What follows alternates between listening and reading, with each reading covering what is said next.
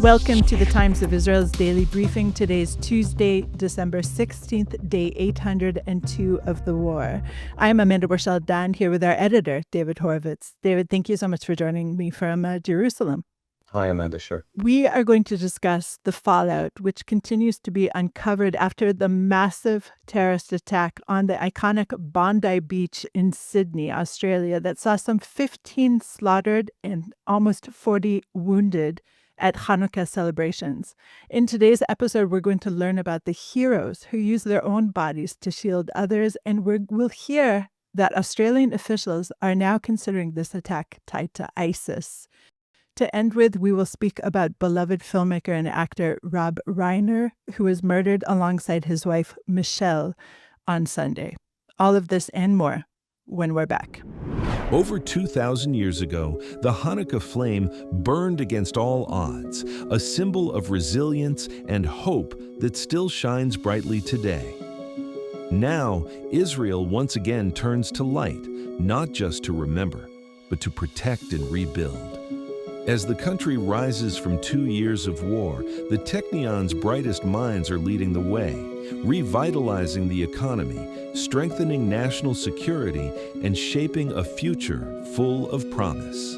This Hanukkah, we honor the Technion minds who bring light to the darkness, in our labs, on our front lines, and in our hearts. May the light of innovation illuminate every corner of Israel, heralding a new era of strength and renewal.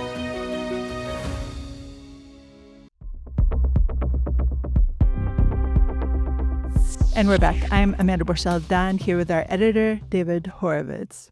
On Sunday evening, a radicalized father and son shot some 50 rounds into a crowd of 1,000 at the annual Hanukkah by the Sea event on Sydney's iconic Bondi beach. Some 38 were wounded alongside the 15 who were killed, including 2 police officers. We are learning from Australian officials this morning that they believe that it was, quote, a terrorist attack inspired by the Islamic State. So, David, what details do you have about this connection? Well, we are told that they spent considerable time in the Philippines, where Islamic State has had a presence. I think the investigation is, it's moving all the time. I think the Australian Prime Minister has been talking about it in the last few hours.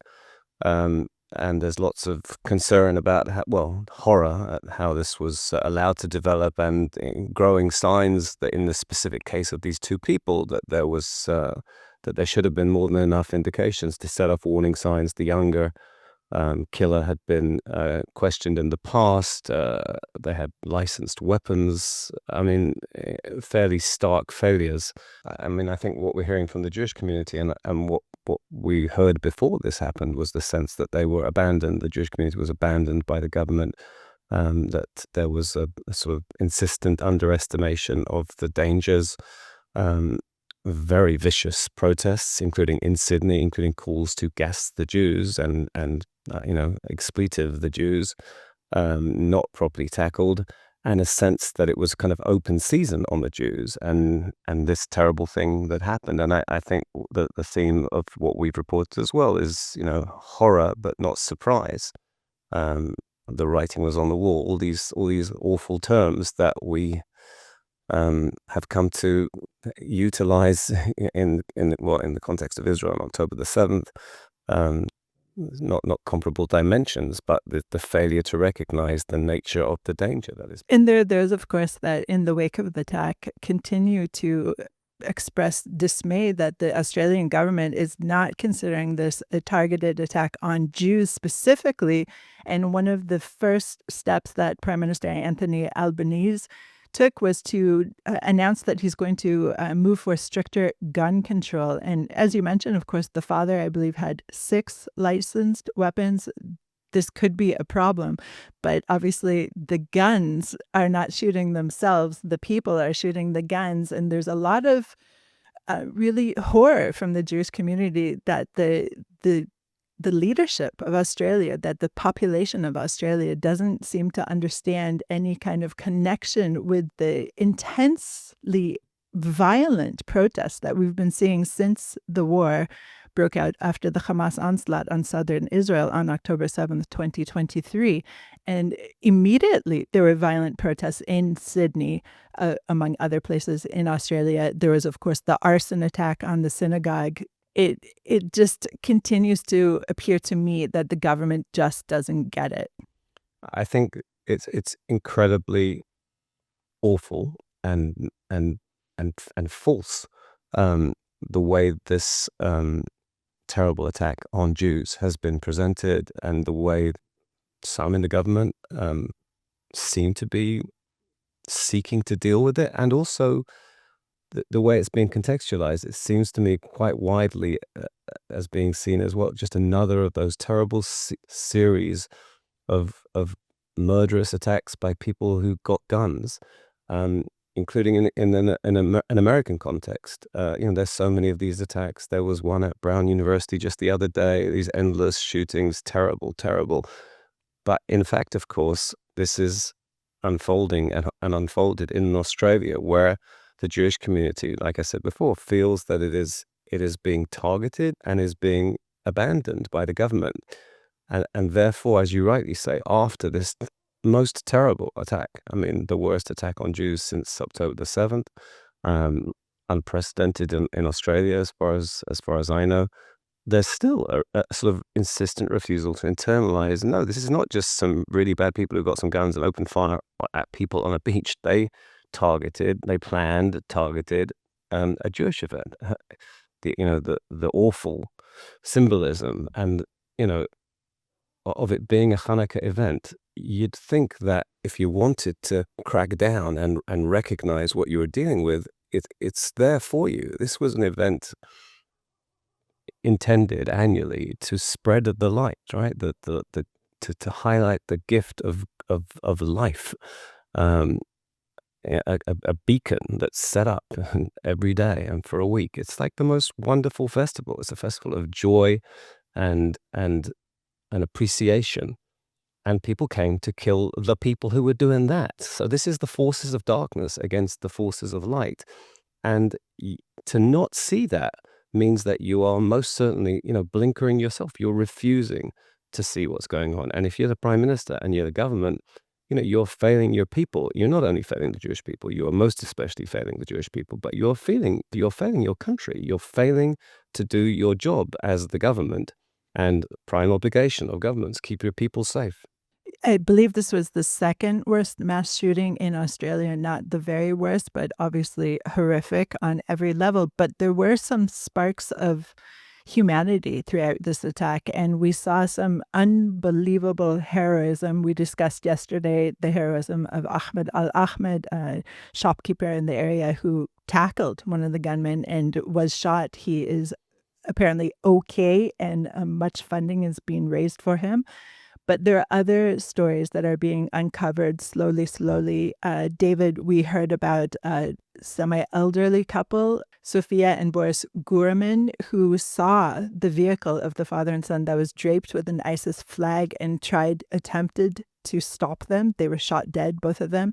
What other stories are we hearing from the beach slowly being uncovered today? Yeah, well, we heard that, and that's just to cry. Of this couple who did an incredible thing and tried to and were murdered for their trouble.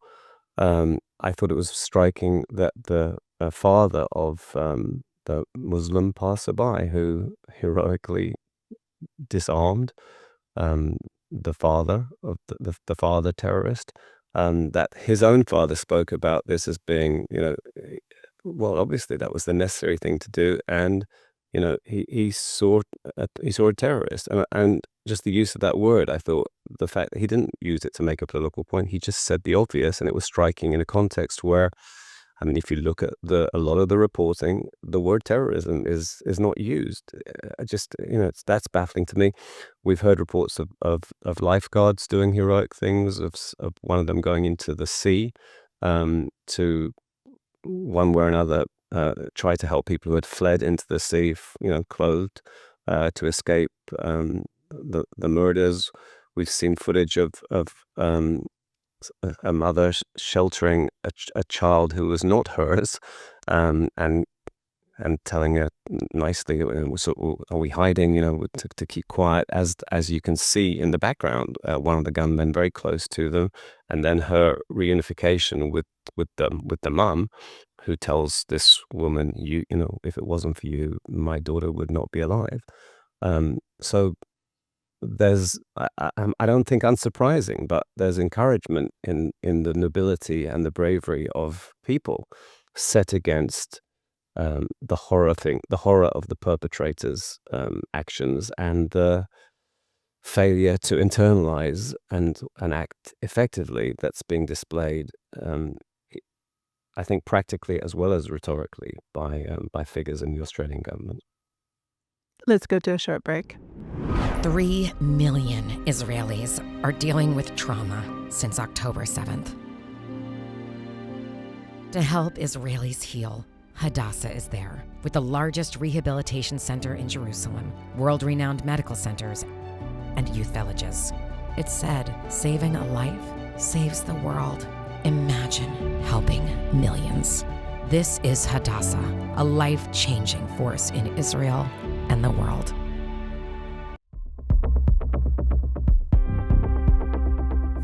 And we're back. I'm Amanda Borschel-Dan here with our editor, David Horovitz. In the wake of this attack, Australian Prime Minister Anthony Albanese is refusing to take our Prime Minister Benjamin Netanyahu's suggestion that there could possibly be a tie between Australia recognizing a Palestinian state and the vitriol and hatred that has spread like wildfire throughout Australia. I don't know if there can be a proven connection between the two, but David, do you see our Prime Minister's point in this? In terms of a direct link, I don't think you need to establish a direct link. I'm not sure there is a direct link. In terms of a climate, of an implied reward for October the 7th terrorism, and if you then look at Australia and all the things that we've said in this conversation, and that you've said in previous conversations with our reporters on podcasts, if you can argue that there is a sense created of a climate in which people who are inclined to resort to terrible violence might kill themselves emboldened and empowered in Australia. I don't think that's a hard point to argue. So I think on the very narrow level for the Australian Prime Minister to say there's no direct connection, lots of people have recognized the Palestinian state. For years, everyone has talked about a two-state solution. But in a climate where you did it at this point in time, in the wake of October the 7th, in a country where you have allowed really murderously inciting demonstrations to unfold, I think you've got a lot to answer for. So Australia is not the only country in the world where this is unfolding. We're seeing this right now because of, obviously, the horrific attack, the terror attack that killed 15. But throughout the globe, the vitriol, the hatred against Jews has been unleashed since the October 7th Hamas onslaught, which led to the war in Gaza. David, you wrote a piece from the heart, really talking about this and the need for re-education. So shed a little light on your thoughts. Yeah, I mean, everyone can read it and read my more coherent writing on it. But I was trying to make the point that along with the necessity to indeed crack down on weapons in the hands of bad people, making sure that you don't let bad people into countries that are interested in maintaining a life, you have to start much earlier. And you have to start much earlier in terms of what people are told and taught from their earliest days. And I'm not sure, by the way, I focused on education and spiritual leadership in countries where people are educating to kill. I'm not convinced that education in Western life-affirming countries is as honorable and life-affirming as it ought to be, by the way, which I didn't say in the piece. But if you grow up in a climate where you are being told that there is no room for tolerant discussion and mutual respect, and the thing that's at the core of Judaism, and not only Judaism, about respect for other people and wanting to treat people the way you would like to be treated, this is becoming marginalized. And you're not going to affect long-term change simply by cracking down on gun distribution and being very careful about who you let into your countries. The only way to change the broader strategic picture is very early on and continuously after that. What young impressionable people are being fed. I'm not an expert on the evolution of civilization and the harm or help that religion can do, but potentially, well, put it like this: there's tremendous harm being done, and it starts at a very young age in educational and spiritual leadership frameworks, as well, of course, on all kinds of media platforms and social media platforms. But teach people those core principles that people do have conflicting worldviews, and they have conflicting claims, and they have their own passions and their differences, and there needs to be tolerance, and there needs to be mutual respect, and there needs to be a capacity for humankind to coexist with all of its diversity and difference. And you don't raise people to believe that they have some kind of supreme take on life, or in the case of what we're talking about now, also on ostensible worlds to come and what you do in this life and so on, and creating a kind of death cult ideology. And that's what we're up against here. That has to stop. And it won't, like I say, to complete the circle, it won't stop simply by cracking down on immigration and gun laws, although you need to face face up to what's happening right now urgently.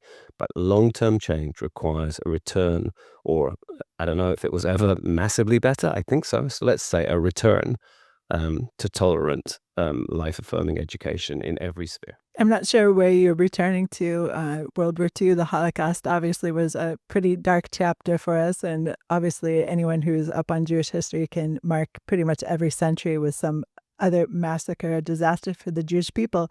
And somewhat ironically, I had guests over last night. It's Hanukkah. Every night we have guests, and they happen to be from China. And I was mentioning how Australia is turning to gun control versus preaching against the hatred of the Jews. And my Chinese guest just said, well, yeah, because gun control is much easier than trying to uproot hatred against the Jews, which obviously we know so well has been around well since there were Jews. So it is an almost impossible task that you're crying for here, though, of course, without dreamers, there would be no vision to give us optimism in the world. But your piece, I'll read out the headline of it: Aim, Fire, Kill a Jew, Reload, How to Turn Back the Rising Tide of Murderous Inhumanity. There's one section that spoke to me more than others. They all spoke to me. And in one part you write, to demonize, incite against, and dehumanize us, and then to kill us in our beds, in our homeland, at our places of worship, when we gather indoors in ostensible security, and now, as in Sydney on Sunday, to kill us when we dare to come out and gather in public in the open air. So I actually saw this as almost the inverse of horrors in a way. I mean, for me, the biggest horror is in our beds, in our homelands, because as a diaspora Jew, you can almost, I don't know, perhaps at this point, even expect that there is no place in the world that you are safe. Maybe I am saying this as an Israeli, but increasingly it appears to me, looking around the world, that the safest place for Jews is in the Jewish homeland, even with all of our neighbors who basically don't want us to be here, especially, of course, Hamas. How did you line up this order? I mean, I guess because we know what happens in Israel, and we know we failed terribly 2 years ago, and we know we have to reassert our capacity to protect ourselves, and that's what we deal with. I don't think anything can surprise us. That's a kind of worrying thing to say, but I don't think so within Israel. And therefore, we've been dealing with that for 26 months. And what we're seeing now, and I guess the way I ordered it, was the growing incapacity to sort of be Jewish and safe in any circumstance overseas as well. And that's probably why I wrote it in that order. And I don't want to believe that I don't think it's idealistic or Pollyanna-ish to write the piece that I wrote and make that point about strategically changing the way people are taught and therefore think. I don't think it's impossible. And I tried.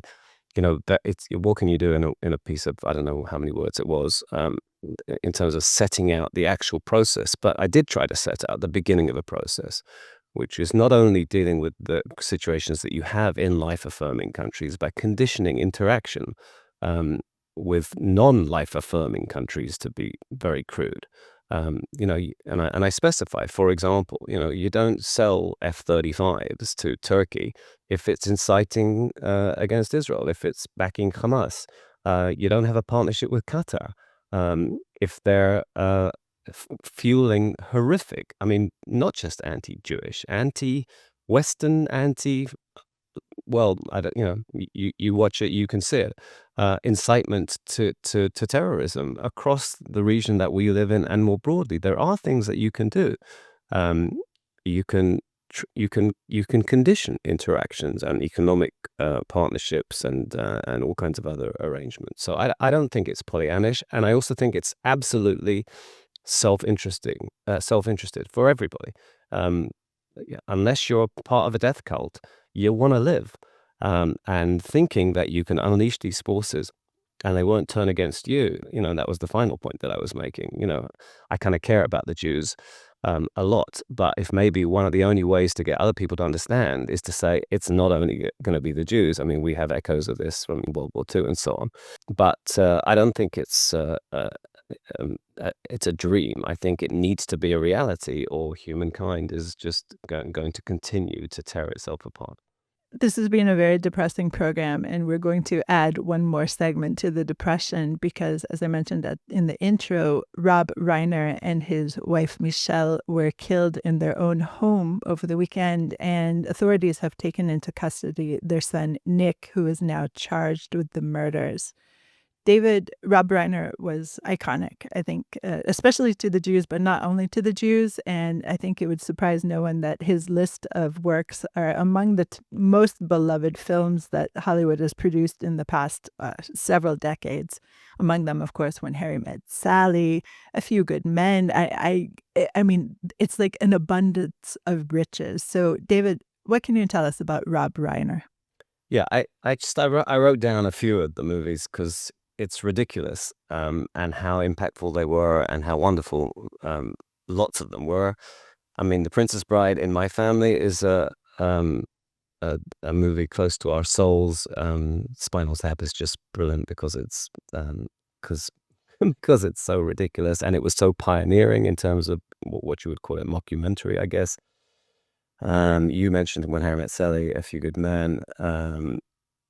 Misery. I don't know if you saw that movie. I mean, I did. Wow. It was starring. Yeah, right. Stand By Me and so on. Right. There's more. Okay. And incredibly diverse. And I'm not a film critic, but there's incredible heart in a lot of those movies. He also set up a production company which made arguably the best movie of all time. We can argue about that. Shawshank Redemption and Castle Rock. That company were the people who produced Seinfeld. It's all this one guy, right? So the loss is beyond heartbreaking, and the circumstances are still being investigated and so on. But if what is being alleged is true, it's just, when I woke up, was it yesterday morning, and saw that Rob Reiner's wife had been killed, I assumed it was something, I assumed it was anti-Semitic, or I didn't even know what I thought. It was just unbelievable. And then to hear what apparently took place is even more heartbreaking. And I'll just add one little thing in our particular context, which I was reading quite a lot about him in the last day or so. There's a piece in The Guardian by a guy called Tim Jones who interviewed Rob Reiner in February 2024. And it refers to the interview. I read the interview, but in his piece that he wrote yesterday, I think he looked back over his notes from that interview. And he mentions in the piece yesterday, not in the original interview that he published, that Rob Reiner, in their conversation, it was a Zoom conversation, brought up the fact that it was a few months after October the 7th. And Rob Reiner said, he was very sorry to see the world is moving away from Israel. So he said that in February 2024, and I don't think that was, reported until yesterday. And that's, just makes the loss even more acute. It's just a very touching little sentence. that we didn't know that Rob Reiner was thinking at that time. So for more on Rob Reiner, please check out this week's The Real Schmooze, which is a new weekly podcast that we have out between me, who knows nothing about film, and our longtime film critic, Jordan Hoffman. It's usually a delight, slightly more depressing this time, of course. So please check that out, The Real Schmooze, and subscribe. David, thank you so much for today. Thanks, Amanda. Take care. Thanks for listening to the Times of Israel's Daily Briefing. Please check out another installment tomorrow.